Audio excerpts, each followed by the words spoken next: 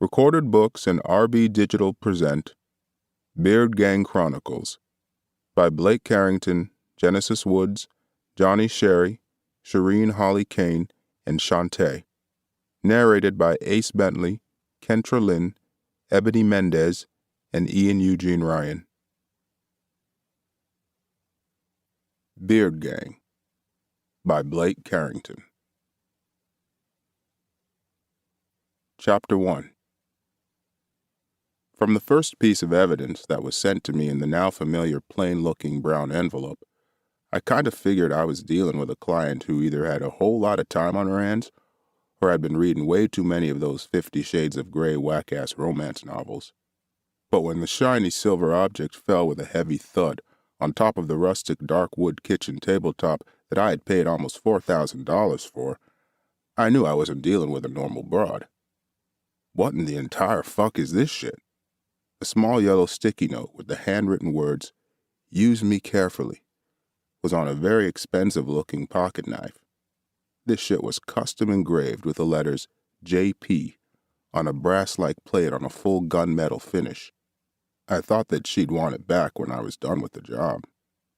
I put the knife back where it came from and added it to its other family of plain brown envelopes full of the other weird-ass shit she wanted me to use for this latest job.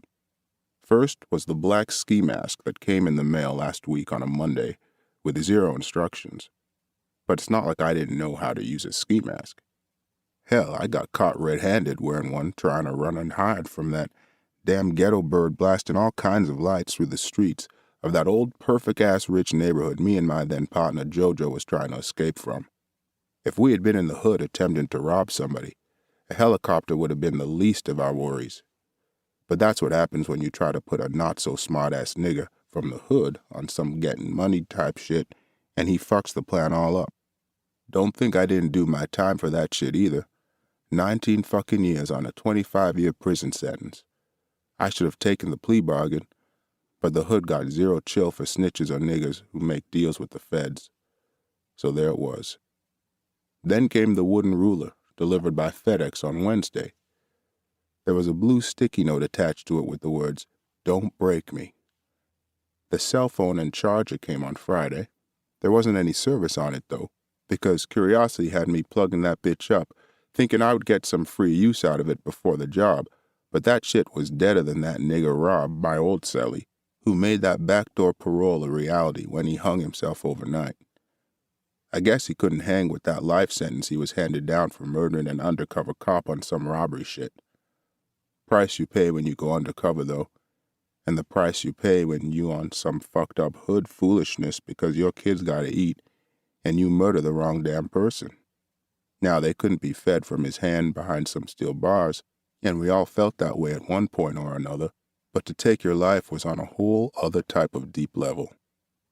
There was another sticky note with the cell phone, though that said, "Make sure I'm charged fully," and I had that mug already plugged up for the job. Check. Other aspects of the job I was already fully prepped about. I checked the time on the custom Diamond Yachtmaster $18,000 yellow gold Rolex that my boss loaned me for this latest job. Nick wanted me to look the part to a T, and the watch along with the rest of my outfit would definitely do the trick. It was better than those prison orange duds that I unfortunately grew accustomed to these last years. Staring out on the windy streets of New York City from my 13th floor loft of this bougie-ass apartment building did bring me a sense of accomplishment. From living inside of that cramped, dirty, disgusting cell to a place of my own with exposed brick, exposed pipes in the ceiling, and brand new everything. Those people walking around below me, hurrying along their merry little lives, had no clue what kind of hell I had lived for most of the past 9 years. Well, at 43 years old, I was in the prime of my life, thanks to years of lifting weights and muscle isolation exercises in the yard and in my cell.